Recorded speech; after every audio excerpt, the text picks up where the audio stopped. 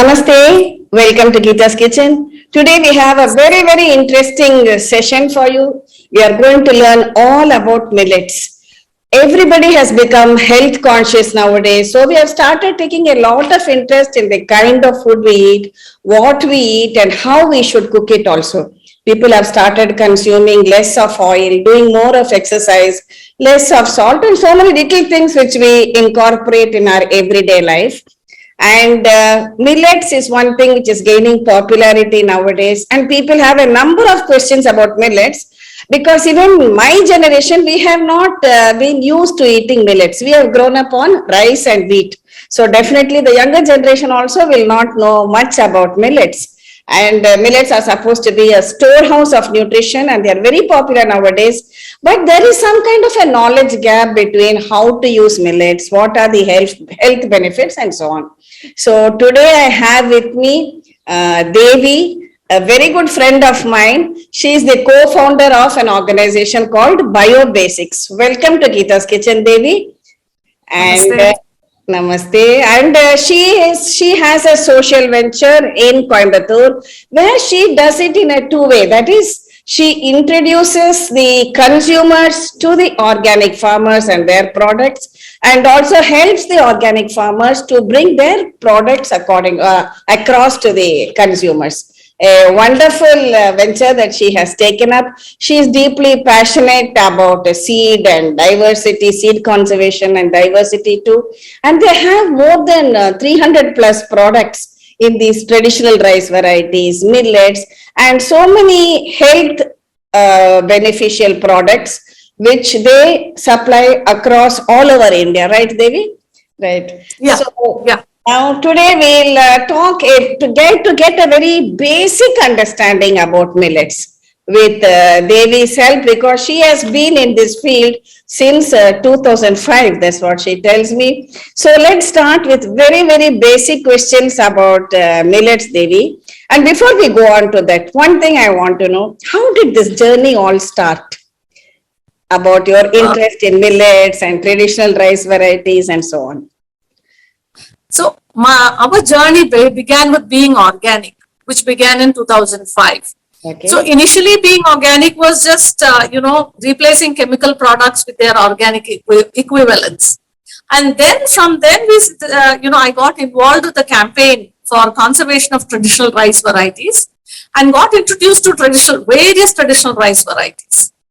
And then I realized that there's such a range of products, grains that we have. We are such a rich storehouse of grains. I said, let us look at rices, let us look at millets, wheats. So it's step by step the journey began.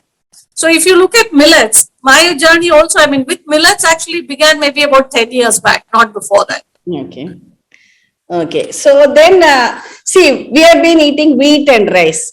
Now, do you suggest that millet becomes an alternative for wheat and rice? Or is it that we introduce it maybe a couple of days a week in our diet? I am in favor of using multiple grains. The more diversity we have in the fields, the more diversity we have in our diets, I think we'll enjoy it and it's easier for us to sustain it. So I do not believe in flipping from one set of grains to another set. Because there are periods where, we just think something is becomes a health movement and then we all flip into it and then we flip out of it.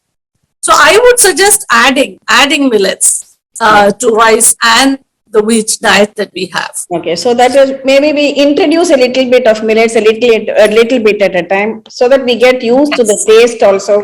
And so something which is palatable, only then we'll start getting the health benefits too, right? So then can you just tell us briefly what are millets? See, millets are like millets maybe. Yeah. To supplement the earlier answer, I feel that health comes only when the taste is there. Correct. If we do not enjoy what we consider as healthy, we'll never be able to sustain it. That's why we get in and out of diets. Because we eat it just for the sake of health. No, we should eat it for the sake of, enjoy it as well while eating it. So when we enjoy it, when we learn to make it, when we, give it a right place in our diet, we can sustain the diet. So millets, like they're these traditional ancient grains which we have had in India since many thousands of years. Some of the millets originated in India, some came from outside. And currently, we have 10 different kinds of millets, which are easily available. And, we classify them into major and minor millets. Okay. The more popular ones that we know, we know sorghum. In Tamil, we call it solam. And then we have bajra. Bajra is called millet. Kamba, which everybody knows. Then ragi, that is finger millet. Yes. Kale varaga, which Marathi, I think, right? yeah, all these three are popularly known, I think, which we had not given up on completely. Yes. Even when other millets moved out of our lives, ragi has been given to children. Correct. Bajra and sorghum, that is solam, jowar, we've been using in rotis in traditional diets in Maharashtra, Andhra, and in the southern states, we use it as porridge and things like that. The other millets that we have actually forgotten and which are coming back are the millet grains. What we call the millet rices, like little millet, foxtail millet, barnyard millet. Now the latest one, then of course we have kodo millet, proso millet, Okay. and now brown top millet is coming into vogue. Brown top is So a separate grain by itself, is it? Yes. One of these. Yes, brown top is, no. Okay. Yeah. So And I then, would like some help from you, Devi, on this. See, today I want to start eating millets, okay? But when I go to a shop, I am really not able, unless I look at the label on the package, I cannot readily identify the millet by their names on it. So if you could kindly show us what are the different millets and how we can identify them, that will be good. so I have an array of millets which I have just put in little katoris to show you. Yes, that will be For good. that, one small thing is that many places you get the millets polished, Yes. which makes all these smaller millets look like each other. So the kodo millet, the barnyard millet, and the little millet start looking like each other because they're all white looking. Okay. So we should look for the unpolished version of it. Okay. In the unpolished version, you can identify it much more easily because they have their distinctive color and shape. Okay. So I'll quickly, flip this camera and show you these millets that I have here. Yeah, that will be great.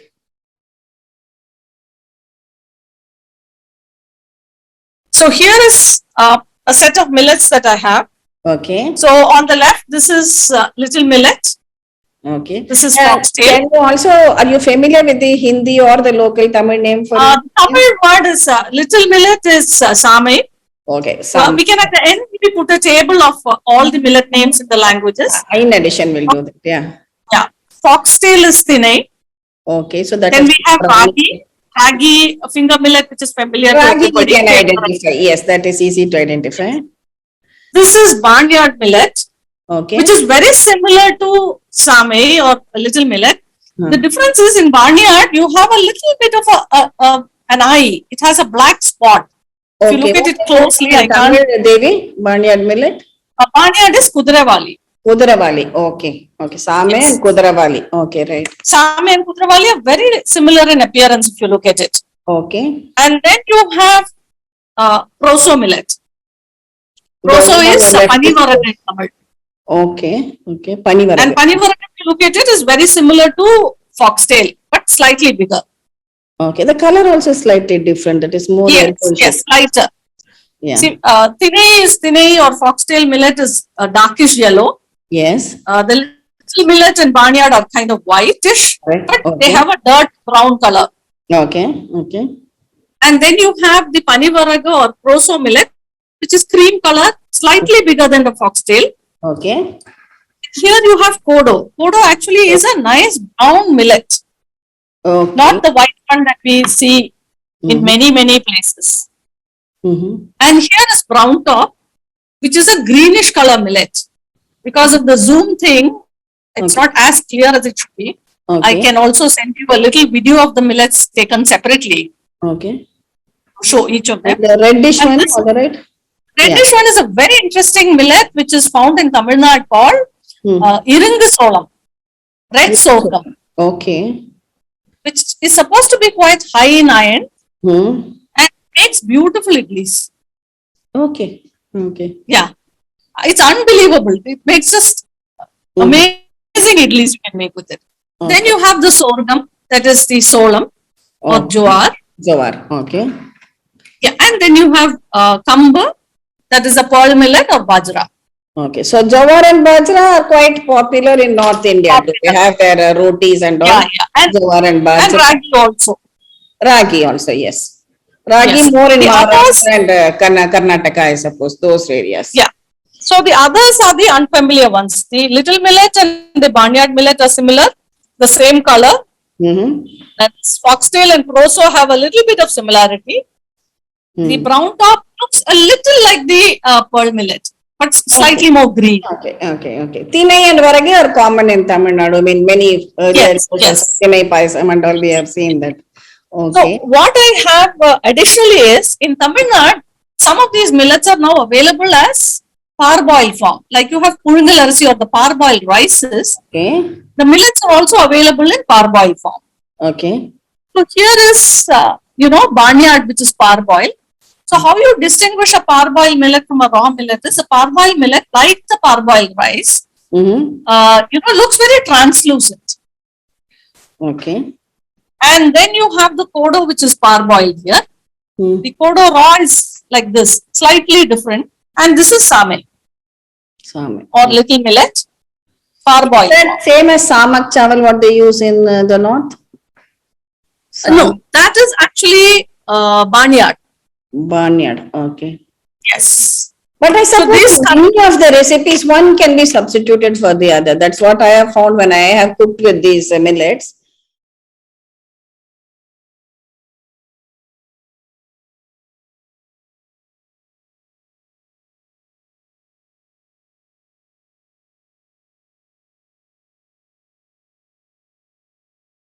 You can generally substitute one millet for the other and still proceed with the same recipe. Yeah. In this, what I would say is the sorghum, the bajra, and the brown top Okay. can be made into rotis, the bhakris. Correct. They, In the in beginning, you flour- started by saying the major millets and minor millets, right? What do you mean? What is the difference? What is major So and minor? major millets, generally it's a classification and in which you don't have to remove the husk. So the sorghum and pearl millet and ragi, you just take it and you just have to remove what a little point at the end, the on. Okay. Nuni, in Tamil it's called nuni. Tip. Okay. Yes. Whereas in can be ground into other- flour and used. yes, the other millets like little millet, kodo millet, barnyard millet, foxtail, you have a husk. Okay. And the husk has to be removed and then the grain is the little millet rice, the kodo millet rice, Okay. barnyard millet rice. Okay. Got it. Right. So now we have 1, 4, 6, 8, almost 10, including the iringasola. If you look at it, there are about 10. And we have the 3, the parboiled millets also. Good. That's it. So these millets can be used as millet rice or you have millet flakes also. Yes. Today I didn't bring the flakes. I thought it would be just Right, too many that's okay. things. Let's talk about it today. Do it on later. Yeah. So the millets actually, if you look at it, so this is the grain form that you can use the millets. Okay. And then some of these millets, the farmer groups have started making into flakes as well. Okay. In some areas, you have, we carry same, that is little, barnyard and kodo as flakes. In some other places, I have found sorghum and also ragi we carry as flakes. Okay. So flakes is like have the rice flakes, the millet flakes will be there, which are really small, thin, very light. Okay. Just for the benefit of my viewers, see, rice is chawal, rice flakes is poha. So just as we can easily cook poha with just a sprinkling of water. We need not cook it like rice. Similarly, with millets also, the flakes will cook much faster, I'm sure, than the Exactly. millets, right? It's. I always say this is the fast food of Indians. Flakes. Sudama carried it to Krishna. Yes, poha. Yes. Yes. So I always say we have ancient fast food and millet flakes or rice flakes are our Absolutely. first fast food. Without cooking also you can use poha. Just you rinse it, add some curd and finished. You're done. You don't need anything else. Correct. Exactly. Okay, so now we have seen the different types of millets. Now there are many questions about, can everyone eat millets? Is it good for people of all ages? Yes, I think, see, like any grain, so if you look at the three classifications of grain, if you look at rices, the paddy rices, wheats and millets, if you look at rices are the ones which have absolutely no allergy for anybody. Paddy rices, they say, are the most, least allergenic grains that we know. Okay. Wheats, there are people who have certain problem with gluten and, Yes, issues like that. yes. Millets, some people have, some people in Ayurveda, they say if you have high vata, millets are not very good for you. They're not able to digest it easily, I suppose. They say it's not good, Not for good them to have vata. that because it increases your vata further. Okay, okay. Because millets are supposed to be a little dry as a food. Okay, So okay. traditionally, if you look at it, in the Indian traditional preparations, millets were always cooked in porridge form. Okay. With a lot of water in it. Yes, yes. Okay. And now we want to bake cakes with it. So it becomes dry. Drier still, yes. So millets Yeah, and so ragi also has a kanji, especially in summers, ragi ambali or fermented ragi, adi kool, when it's served in most of the Mariamman temples. So making it as a porridge is filling also and very nutritious too at the same time. Yeah. And it also gives you the fluid that the millet requires. The millet is a drying grain, so it requires a lot of, liquid to go in along with it, and that is served. Okay, okay. And the other thing with millets is, small children also, say from what age upwards can we give? I would say ragi, of course, is the first weaning food traditionally. Correct. I think most of our children have had sprouted ragi flour, which is the most digestible thing. So I say that is considered the best food for babies. After that, the ragi milk and is extracted and we give it. Yes. Yeah. And for the aged people also, the same reason ragi is easily digestible. Again, kambu is also enjoyed by people, kambu kool, well cooked. So the key is it be well cooked. The second is, we need not, if we have not eaten this, we have not eaten millet for 50 years. We should not flip into having millets for every meal. Our system will not accept something new all of a sudden, right? Yes. Small portions at a time, maybe. Yeah, we should just have, like you said, 1 or 2 meals a week. And if we have, I always say, anything new you want to do, if you have a particular condition, if you have, low digestive capability, you might be going to a doctor or a nutritionist or a vaidya. Ask them, check with them whether, I'd like to introduce this, let's do it. Instead of, because there's so much of, information which is going around. And this information is all generic. So each of us have a body type. For each person, depending on your health condition. But I'm sure there are a lot of nutritional benefits in general, with millets. Yes. Definitely, yes. It has a lot of nutritional benefits, and from a climate perspective, this requires less water to grow. Yes. So a lot of parts of India which did not have water, pre-irrigation days, even Kerala, which is, has a lot of water and has a lot of rice cultivation. My father's generation, they said that the third season they used to grow same or little millet. Because there was no irrigation and they used to have little millet as children. Okay. So that's interesting. So, rice and wheat became so popular because irrigation came into being and the fields could be irrigated. And also rice, not the rice which as we know it, but I think the traditional rices have to be really revived now, which are really full of nutrition, more than this white rice, which as we know it, we are consuming today, right?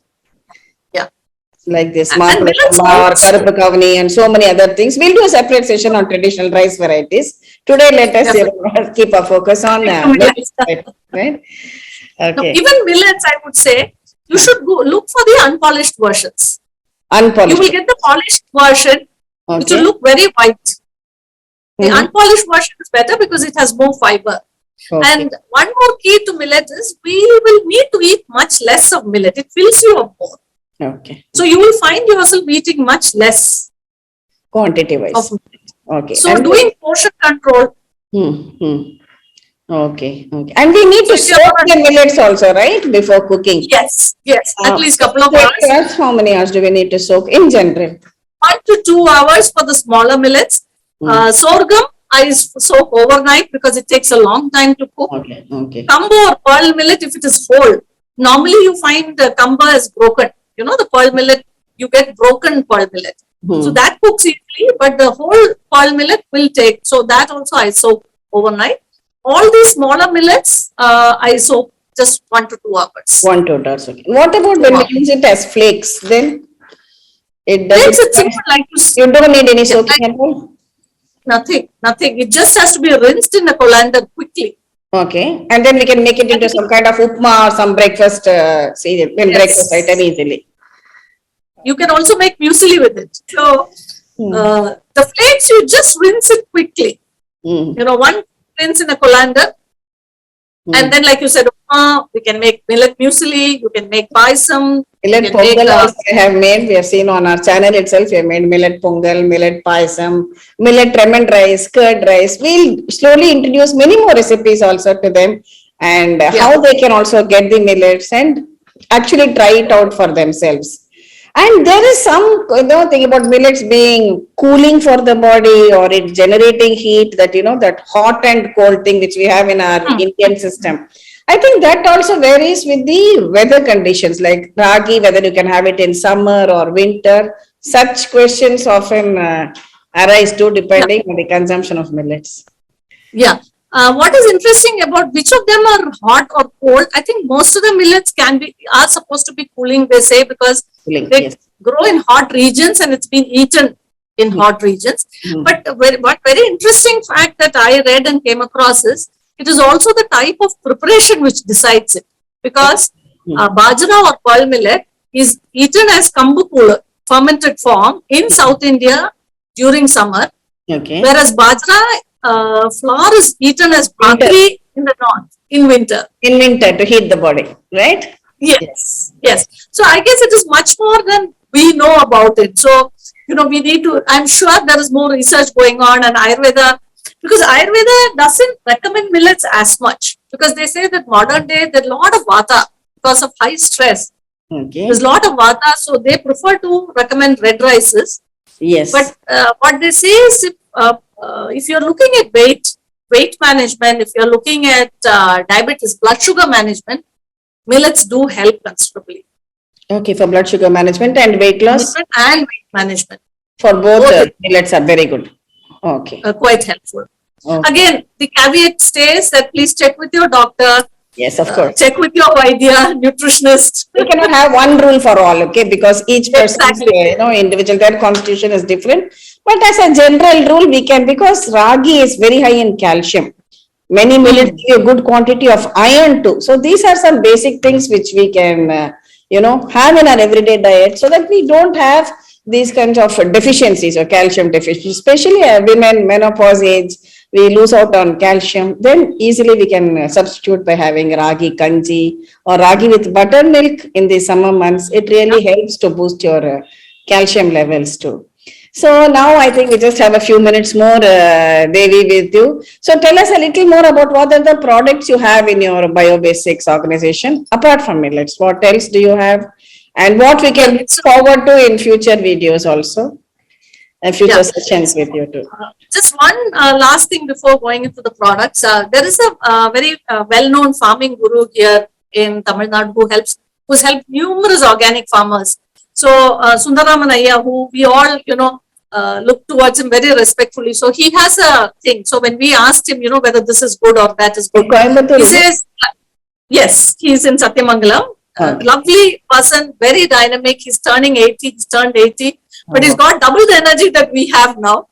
So when we ask Ayya, he says, he always advocates diversity in the fields. He says a farmer should grow at least 5 things. So he says it helps because, the plants help each other. Even if one plant fails, another succeeds. Similarly, he says, you should eat diverse things. He says every grain, every food has its own micronutrient composition. Yes. We do not understand it fully. Correct. So he says the more diverse we eat, the more our body gets different things. Correct. Because now unnecessarily one particular grain gets the bashing. Either it's wheat gets the bashing. No, don't go to wheat. It has gluten. Or rice gets the bashing, saying it's bad for you, you put on weight, and that is really not true, which I also believe in. You have everything, a little bit of everything, that's fine. I mean, as long as you know the quantity you're eating and how you're to eat it, I think that should work great for you, right? Yeah. So I think that is the key that I go with. Little bit of everything. Correct. And see how it suits you. Try it in small amounts. That's what I tell my viewers always. Try it out in a small quantity. See if it suits your system, and then we can think of using it more. So that was a lovely session we had with you, Devi, with the introduction of millets. And let's hope we can do some more videos and do more recipes too with millets too. So thank you for coming on Gita's Kitchen. It was a pleasure to have you here. So thank you, viewers. Thank you for watching this video. Yeah. Thank you so much for popularizing and bringing all this to everybody's homes. Yes. Because that is a big contribution you're doing for introducing. That is what we want, health for all. We want everybody should be healthy. If we have found some benefit, I think it's best that everyone also shares the benefit, right? Okay, thank you. Thank you so much. So we'll meet again with another interesting video from Gita's Kitchen. Thank you for watching the video. Namaste.